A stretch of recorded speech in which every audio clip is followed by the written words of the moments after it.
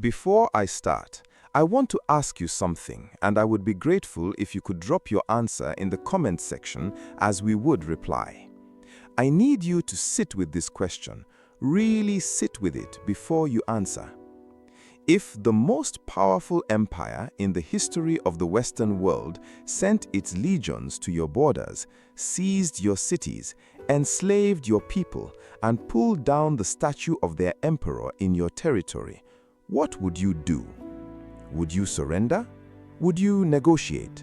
Or would you look at everything Rome had?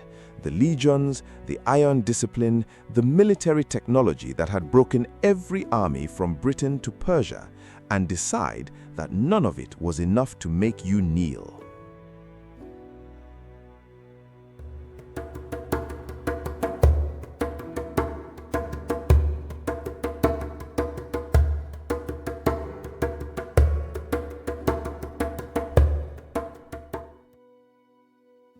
Because here is what I need you to know before this story begins. There was a queen who chose the third option. She had one eye. She had 30,000 soldiers, and she had something that no Roman general, no Roman emperor, no Roman military doctrine had ever encountered and properly prepared for. The absolute, bone-deep, generations-deep refusal of a people who had been building civilization while Rome was still a collection of mud forts on a riverbank. The refusal to be owned.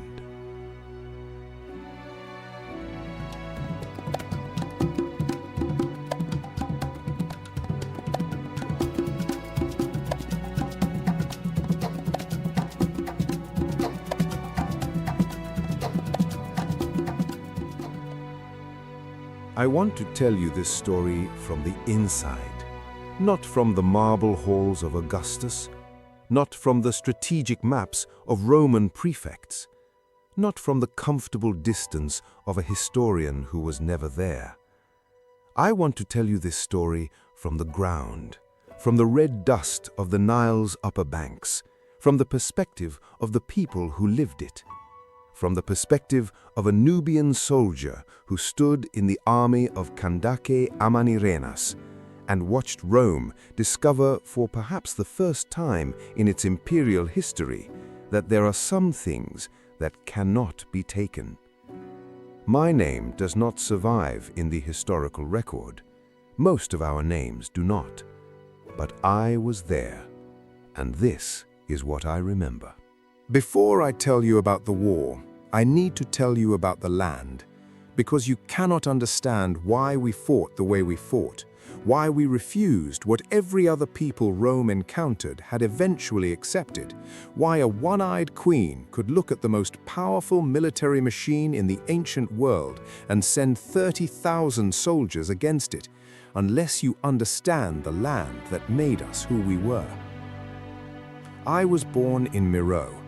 Not the Miro of ruins and tourist photographs, not the Miro of dusty excavations and museum labels, but the Miro of living streets and burning iron furnaces and the smell of the Nile in flood season and the sound of my grandmother's voice recounting lineages that stretched back further than any Roman's memory could reach.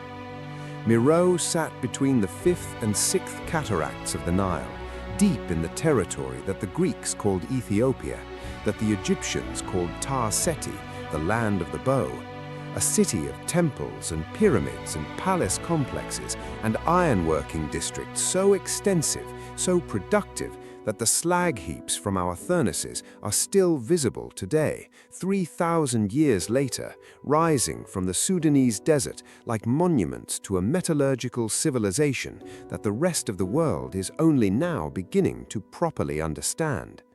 We were not primitive.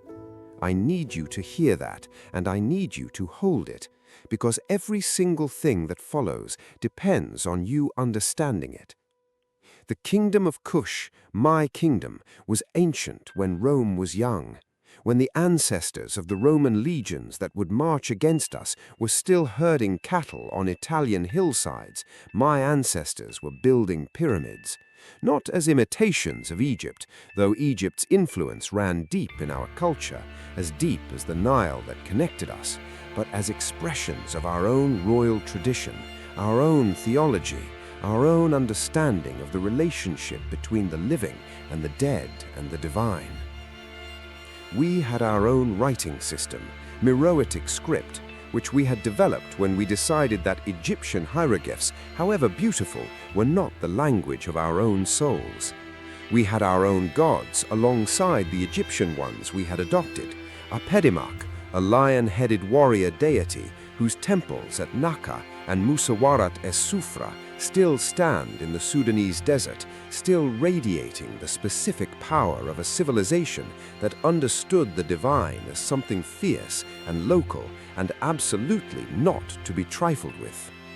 We had our own governance tradition, including something that would have bewildered the Romans entirely, something they had no category for in their understanding of how civilized states were organized. We had queens, not queen consorts, not women who ruled in the names of absent husbands or underage sons. Queens, kandakes, women who ruled in their own right, by their own authority, commanding armies in the field, negotiating with foreign powers, building temples in their own names, and being buried in their own pyramids, not alongside their husbands, but as rulers in their own right, their own names carved in stone for eternity. Amanirenas was one of these, and she was, in my lifetime, the most formidable human being I ever stood behind.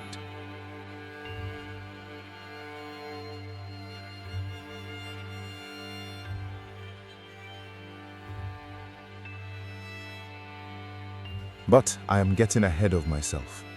Let me tell you first about the Nile.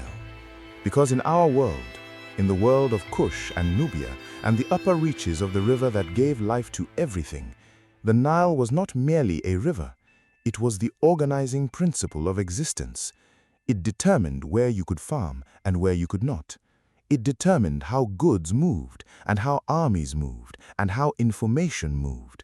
It divided the world into upper and lower in a way that still confuses people who try to read ancient geography with modern assumptions.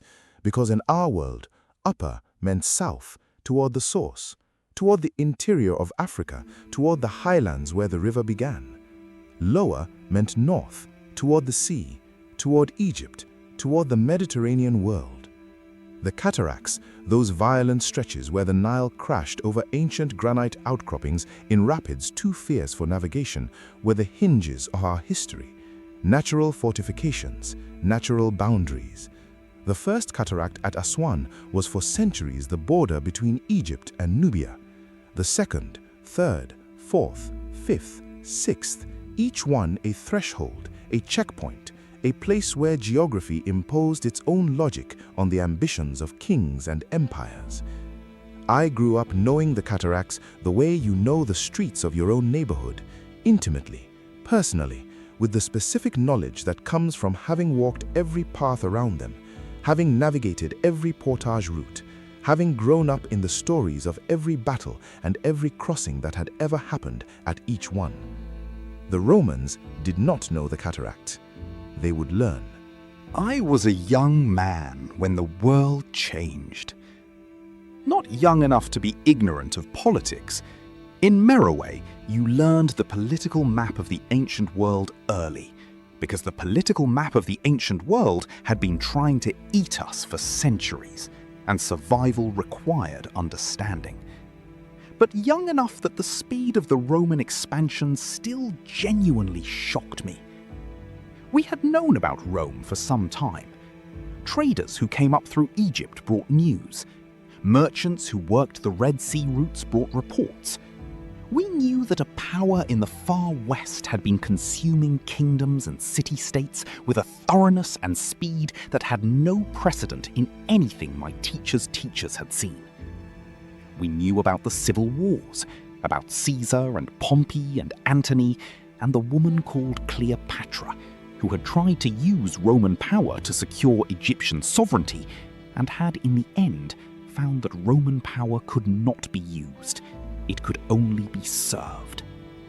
When Octavian, Augustus as he would later be called, defeated Antony and Cleopatra at the Battle of Actium in 31 BCE, and marched into Egypt, I remember the conversations in the market districts of Meroe. The careful, measured discussions among the older men who had been tracking Roman expansion for decades. Egypt was gone. Not fallen to invasion exactly, more absorbed, the way a river absorbs a tributary, the way a fire absorbs dry grass. The Ptolemaic dynasty that had governed Egypt since Alexander's generals divided his empire was finished. Rome now owned the Nile Valley from the Mediterranean coast to the First Cataract. From our border.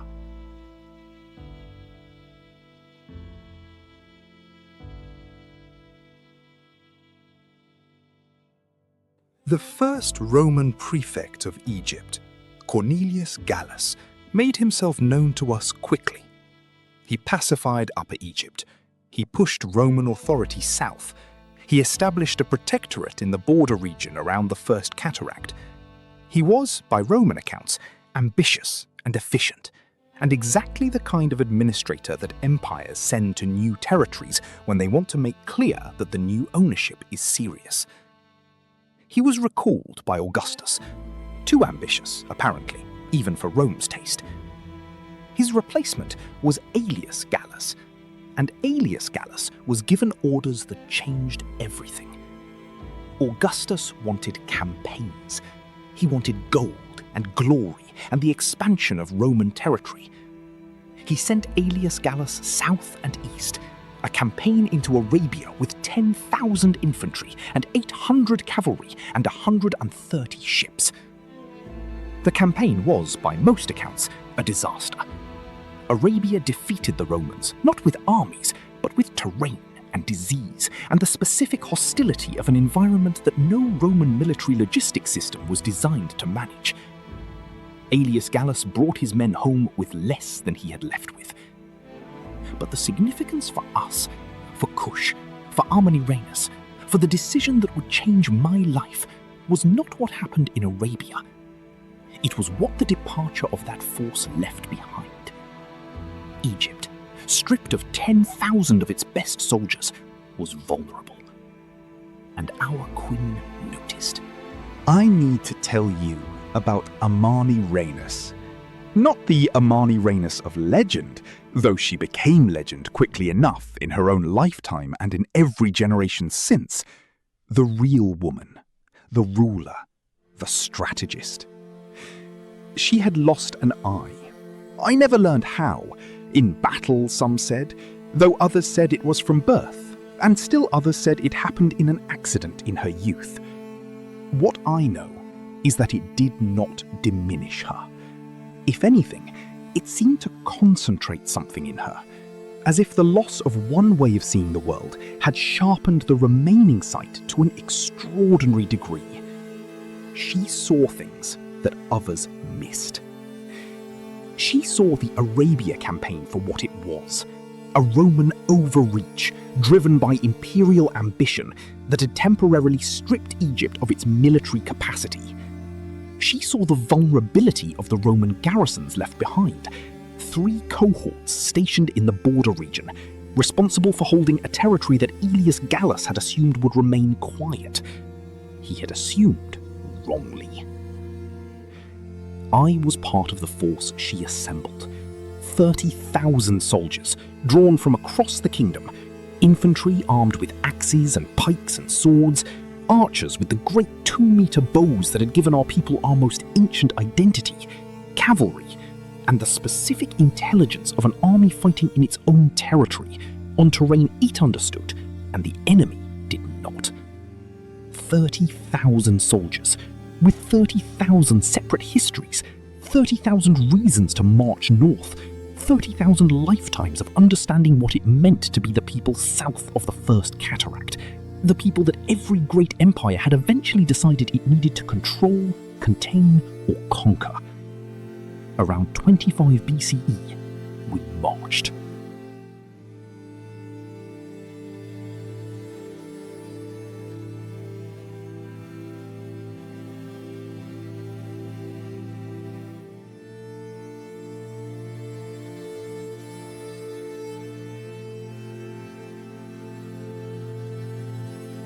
I remember the morning we crossed the first cataract as the most clarifying moment of my life up to that point. The sound of the rapids behind us, the Roman-held territory ahead, the specific quality of the light on the Nile at dawn in that season, the face of the woman riding at the head of our column, one eye scanning the horizon, her expression carrying the specific combination of calculation and commitment that I would later understand was the face of someone who has already decided and is now simply executing. We had not come to negotiate. We had come to make a point. The Roman cohorts at Cyane, Philae, and Elephantine were not expecting 30,000 Nubian soldiers. The Roman military system was extraordinarily good at many things. It was good at siege warfare. It was good at coordinated infantry tactics. It was good at logistics, at the sustained supply of armies across vast distances. It was good at turning military victory into political and administrative control. What it was less good at, what no military system is good at, because no military system can fully prepare for it, was surprise. The specific disorienting shock of an enemy arriving where you did not expect them, in numbers you had not anticipated, moving with a speed and purpose that gave you no time to organize a coherent response. We took Cyane. We took Philae. We took Elephantine. The inhabitants of these cities, Roman settlers, Egyptian civilians, the mixed population of a frontier zone, were enslaved. I will not pretend that this was not what happened. It was what armies did. It was what Rome had done in 100 conquered territories. It was what power did when it moved through a place it wanted to make a statement about. The surrounding lands were raided. And then we did something that I think no one in Rome had believed possible when they woke up that morning. We found the statue of Augustus Caesar, the divine emperor, the man who had defeated Antony and Cleopatra, the man who called himself the first citizen of Rome and was effectively its absolute ruler. His image, larger than life, the standard imperial portrait in bronze or stone, placed in a public space in a Roman-controlled city to remind its inhabitants of who owned them now. We pulled it down, and we carried the head of Augustus Caesar back to Meroe, where in a gesture of such pointed, deliberate symbolism that it communicates perfectly across 2,000 years, the head of the Roman emperor was placed under the threshold of the Victory Temple, under the steps, so that every person who entered that temple to celebrate our victory would walk over the face of the man who thought he owned the Nile.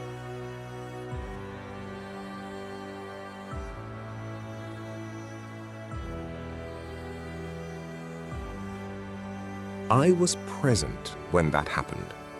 I remember the sound it made, the specific resonant sound of bronze against stone, as the emperor's face was set in its resting place. I remember thinking, he will not like this. I was right. I will not pretend that I was not afraid when word reached us of Rome's response. Fear is not cowardice. Fear is information. Fear is your body telling you that the situation is serious, and that serious situations require serious attention. The Roman response was serious. Augustus recalled the disgraced Aelius Gallus and replaced him with Gaius Petronius, a man with a reputation for competence and a specific mandate to restore Roman honor in Upper Egypt. He assembled a force of 10,000 infantry and 800 cavalry from the local legions, the Legio III Cyrenaica and the Legio XXII Diotariana, and in 24 BCE they marched south. I was part of the force that met them, and I can tell you from the inside of that meeting that the Romans were everything their reputation suggested. Disciplined beyond anything I had seen before. Organized with a mechanical precision that was almost frightening to face across a field. Their equipment, the iron discipline of the legionary formation, the interlocking shields of the testudo, the cold efficiency of men who had been training for warfare since childhood, was the product of an industrial military civilization that had been refining its methods for centuries. We engaged them in Upper Egypt, in the region of the Thebaid, with the remnants of our 30,000-strong army. Strabo, the Greek geographer who wrote about these events from the Roman side, describes what happened with the particular condescension of someone who was not there. We were badly marshaled and badly armed, he says. Our shields were large oblongs of rawhide rather than iron-bossed wood. Some of us had only axes, others pikes, others swords. He was not entirely wrong about the equipment differential. Roman iron against Nubian bronze and wood is a real gap. I will not pretend otherwise.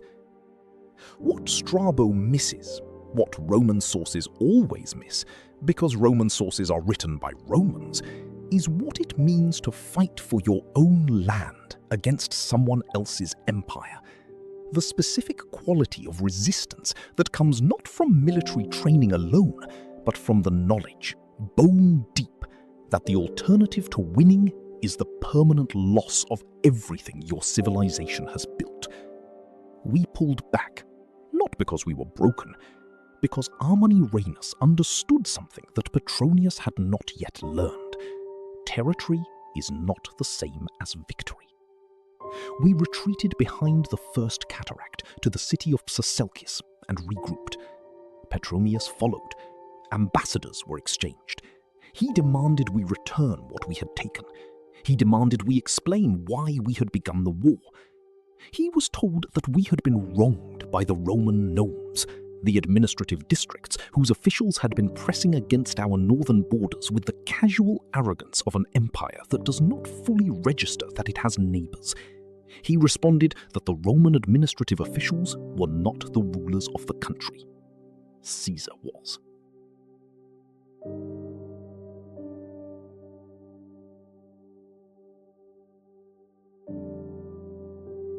I remember hearing this reported back to our camp, the specific quality of the silence that followed, because what Petronius had just said was precisely the problem. Not just his problem, Rome's problem. The fundamental problem with empire, the assumption that Caesar's authority is the only authority that matters, that the people whose land you are on exist only in relation to their position within your administrative framework. We had not attacked Roman Egypt because of a dispute with local officials. We had attacked Roman Egypt because there was a new power on our border that assumed our territory was the next item on its list. Deliberation was requested. 3 days. The Romans gave us the time and then attacked anyway. I have to tell you about Napata.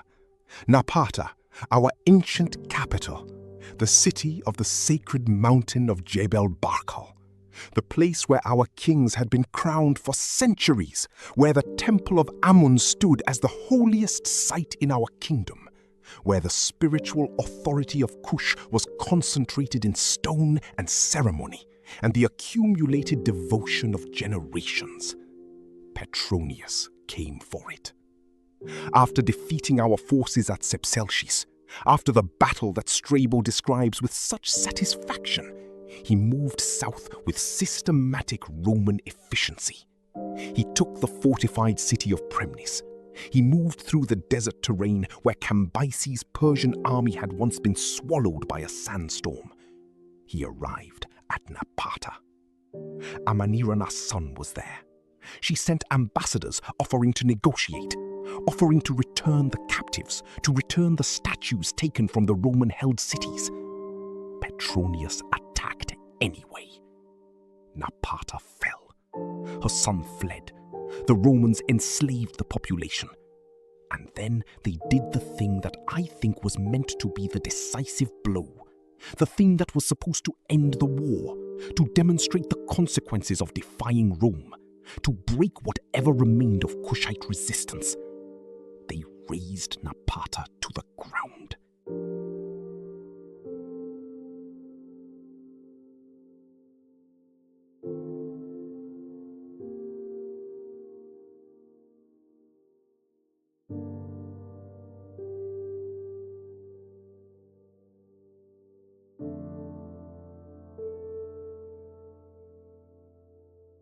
I was not at Napata when it fell. I was with a different part of our forces, further south, but I heard about it. And I want to tell you what it felt like to hear that Napata had been destroyed. It felt like the ground under your feet had been removed. Napata was not just a city. It was a statement, a physical architectural statement about who we were and how long we had been here and what we had built. The temple complex at Jebel Barkal, built and rebuilt and expanded over centuries, represented an investment of human labor and devotion and artistic intelligence that could not simply be replaced by the decision to build somewhere else. What Rome had destroyed was not just stone and wood and mortar. It was memory. It was continuity. It was the specific claim made in architecture, in consecrated ground, in the accumulated sanctity of centuries of royal burial and religious ceremony, that we were here, had been here, would continue to be here. And yet what I noticed in the days after we heard about Napata was not despair. What I noticed was something harder and quieter and more dangerous than despair. Determination. Because Petronius had done what invading armies always do when they destroy a sacred site. He had given us something to be furious about, that was larger than any political calculation, larger than any strategic assessment of Rome's military capacity, larger than any rational accounting of the odds. He had given us a reason that could not be negotiated away. Petronius, having sacked Napata, did the sensible thing. He did not push further south. He understood, or his advisors understood, or the terrain itself made undeniable, that the lands south of Napata were beyond the practical reach of Roman military logistics. The agricultural yield diminished, the river became less navigable, the heat intensified. The specific tropical diseases that could decimate an army of men from the Mediterranean basin were waiting in the landscape with a patience that no Roman military discipline could overcome. He turned north. But he was not naive about what he was leaving behind. At Premnis, the fortified clifftop garrison overlooking the Nile that he had taken on his way south, he installed 400 soldiers with 2 years' worth of supplies and a defensive position that was, by any reasonable military assessment, extremely difficult to assault. Then he went back to Alexandria to sell his loot, to report his victory to Augustus, and Amanirenas, who had been watching all of this, who had absorbed the loss of Napata without allowing it to break her, rebuilt her army and marched north again.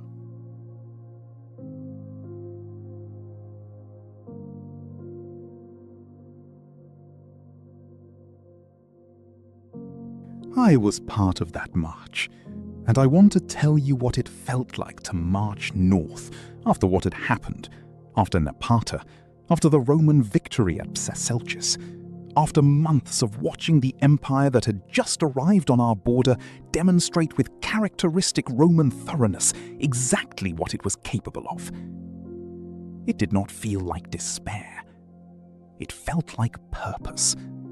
Because here is what I understood, marching north behind Amanirenas toward the Roman fortress at Premnis. The Romans could take our cities. They could destroy our sacred places. They could enslave our people and carry the head of our gods as loot. What they could not do What no empire, however powerful, can ultimately do was make us accept that this was the natural order of things, that this was permanent, that this was right. Petronius was still in Egypt when word reached him of our approach. A race developed, both sides moving toward Premnis, each understanding that the fortress was the pivot point, the strategic key. If we took it, Rome's position in the First Cataract region was untenable. If Rome reinforced it, our advance was checked. Rome got there first. Petronius arrived with reinforcements and set about strengthening Premnis with the specific urgency of a man who understood that he was about to be tested. When we arrived, the fortress was held by a force we could not easily dislodge. The cliff-top position was formidable. The supplies were adequate. The Roman soldiers inside were professional and disciplined, and not inclined toward despair even when surrounded by many thousands of our men. Amanirenas considered an assault. I was part of the council discussions. I heard the arguments. The losses would be severe. The Romans held the high ground. The walls were solid. The defenders were motivated. Taking Premnis by storm was possible, but the cost would be paid in Kushite blood. She made a decision that I did not fully understand at the time, but that I have understood better in the years since. She did not assault the fortress. She sent ambassadors instead. I want to be precise about what the decision to negotiate was and was not. It was not surrender. It was not weakness. It was the recognition that Amanirenas had already won the most important battle of the war. The battle that was not fought with weapons, but with the demonstration of will. She had shown Rome that the Kingdom of Kush could not be subdued with a single punitive campaign. She had shown her own people that she was a ruler who would not flinch. She had shown the entire region that the land south of the First Cataract was not an easy acquisition. The negotiation was the continuation of the war by other means. Petronius, to his credit, did not dismiss our ambassadors. He gave them an escort. He sent them ahead to Augustus himself, who was then on the island of Samos. The terms that Augustus granted, as reported by Strabo, whose account is worth quoting precisely because it comes from the Roman side and therefore represents something Rome was willing to acknowledge publicly, were extraordinary. He granted everything they asked for.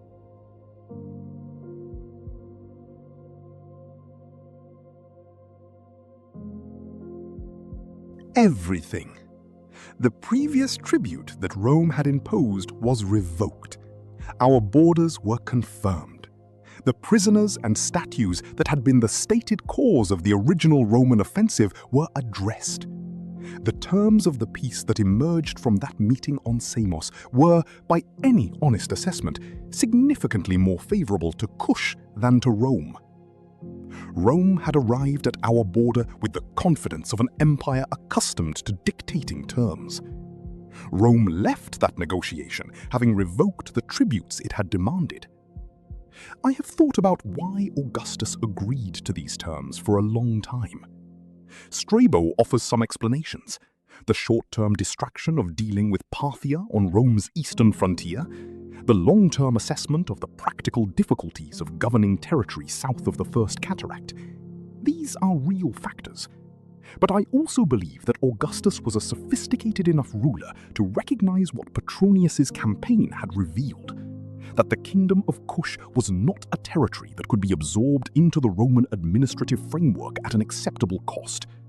That the people who lived there, who had been building civilization on the Nile since before Rome's founding myths had been dreamed, were not people who would simply accept the transition from sovereignty to provincial status.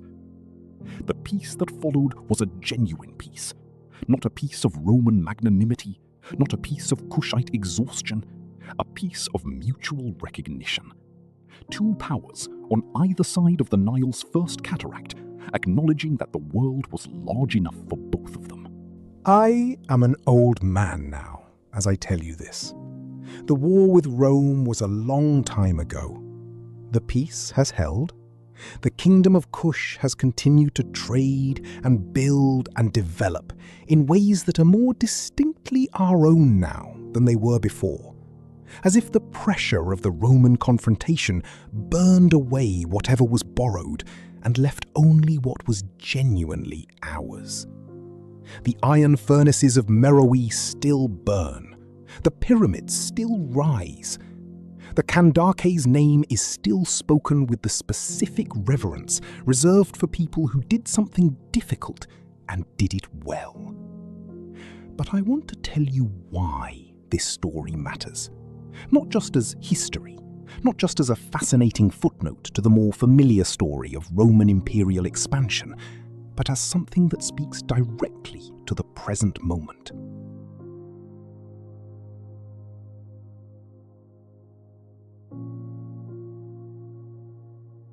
The story of the Roman-Kushite War is a story about what happens when an empire assumes that its power is so overwhelming that the people it encounters will simply accommodate themselves to it. Rome had defeated the Persians and the Greeks and the Carthaginians and the Gauls and the Egyptians. Rome had never failed to eventually impose its will. And when Rome looked south, across the First Cataract, into the territory of the Kandake, it saw one more province to be absorbed. What it found was something else entirely. It found a people with a longer memory than Rome had yet accumulated, a people who had been on the Nile since before Rome's gods had been invented, a people who had seen empires come and go, Egyptian, Assyrian, Persian, Macedonian, and who had survived all of them, not by becoming them, but by remaining, stubbornly and specifically, themselves. It found a queen who understood that the response to overwhelming power is not accommodation, but the intelligent, strategic, absolutely determined refusal to pretend that accommodation is the only option. And it found 30,000 soldiers who believed in the specific way that soldiers believe when they are fighting for their own land and their own people and their own queen and their own history, that there are things worth fighting for that cannot be calculated on a military balance sheet.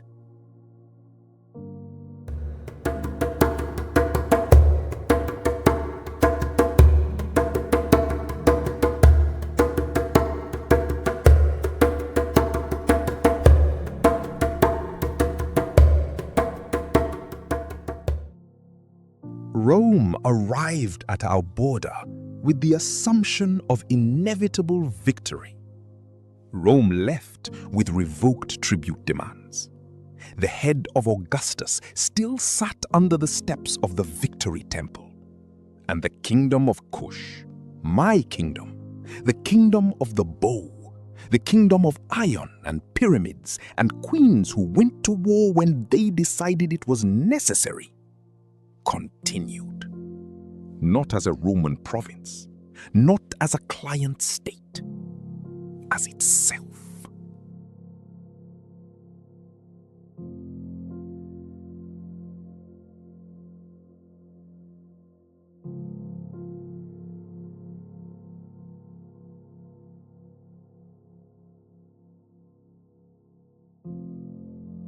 Now I ask you again, the question I asked at the beginning, what would you have done? Because here is what I know after a lifetime of thinking about it. The answer to that question is not strategic, it is not military, it is not even political. The answer to that question is who you are. Amanirenas knew who she was. Her answer was 30,000 soldiers and the head of an emperor under her temple steps, and a negotiated peace on terms that Rome had not offered to anyone else. Her answer was, "We are the people of the bow. We were here before you arrived. We will be here after you leave." And she was right.